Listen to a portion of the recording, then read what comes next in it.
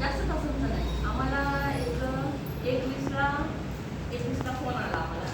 आम्ही तिथं पावणे 2ला पोहोचलो आणि लगेच म्हणजे 2 जणांचं मध्ये कॅन्टीन आम्ही लगेच. जास्त वेळ नाही गेला. आणि झाला ॲक्सिडेंट किती वाजता सर? त्याच टायमिंगला झाला. फोन केला की आम्ही गेलो. म्हणजे आम्ही राहिला राजेश सोसायटीतून राम हॉस्पिटलला पोहोचायला 5:05च मिनिट लागले. त्याचं साधारण 1 दिवसाच्या दरम्यान ॲक्सिडेंट झाला? पावणे 2. हां. आणि फक्त ॲडमिट केलं ते 2च्या दरम्यान. किती वाजता सकाळी? 2 अडीच? आता 15 मिनिटांनी विद्यापीठला आलो आपण 2 वाजता. हां 2:30 सुरू झाला. कारण का ते प्रत्येक डॉक्टर येऊन चेक करत होता. प्रत्येक दिवशी डॉक्टर विचारत होता काय झालं कसं झालं. असे 10 जणांना सवाल जबाब केले. सवाल जबाब करून नंतर मग त्यांनी रोज डॉक्टरला फोन केला. डॉक्टर जोशींना. मग त्यांनी फोनवरती काय सांगितलं. मग सांगितल्यानंतर मी त्याच्यानंतर मग महिना व्हेंटिलेटरवर घेतलं. व्हेंटिलेटरवर घेतल्यानंतर मग मी कोमात. मग नंतर मग डॉक्टरचं 2च दिवस सांगितले आम्हाला. किती दिवस तुम्हाला? हे 11 दिवसच कोमामध्ये होते. 11व्या दिवशी म्हणजे ते पडले ना तेव्हापासून उजवी बाजू त्यांची कम्प्लिटली हलत होती. सारखी हलत होती. कंटिन्यू हलत होती. तर डावी बाजू हलत होती.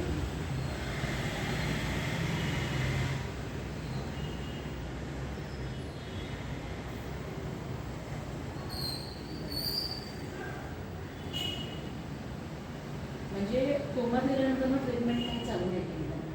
कोमात गेल्यानंतर ना मग ट्रीटमेंट चालू केली ना. हां. चालू केली. व्हेंटिलेटरवर घेतलं चालूच केलं. मग आयसीयूमध्ये टाकलं.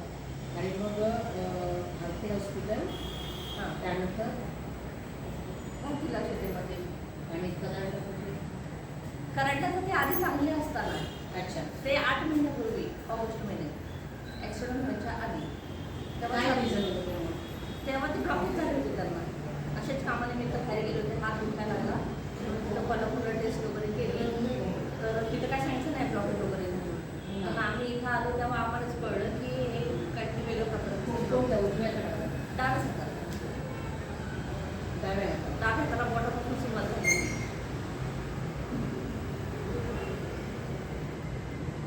ॲक्सिडेंटच्या कधी? 8 महिन्यापूर्वी. 8 महिने. हां.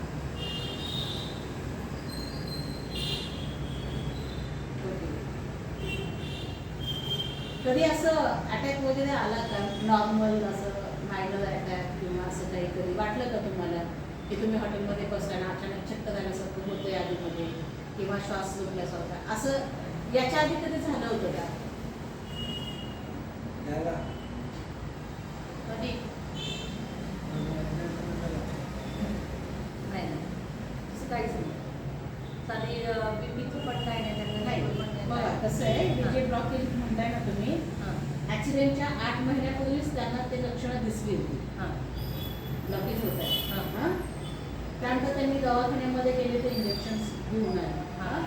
ॲक्सिडेंटमध्ये ब्रेनला ते पुन्हा तो जग बसला, मोठा फटका बसला. हां.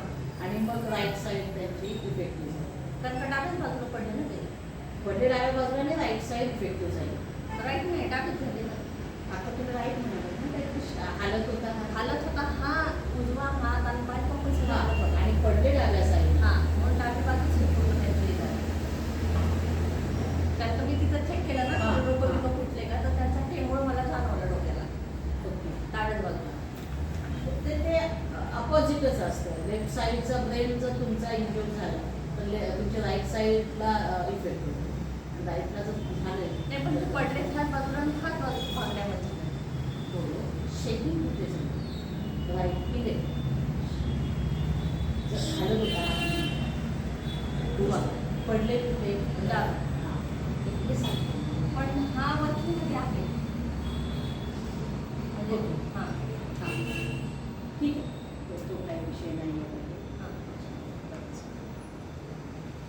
तुमच्या मुलांना विचारून बघा की ह्या 8 महिन्यापूर्वी ॲक्सिडेंटच्या 8 महिन्यापूर्वी डाव्या हाताला जेव्हा ते बोटांना त्यांच्या प्रॉब्लेम झाले असं काही लक्षण अशी जाणवली का कधी की ते थकले अचानक म्हणले की मला थोडंसं कसं तरी होतं किंवा असं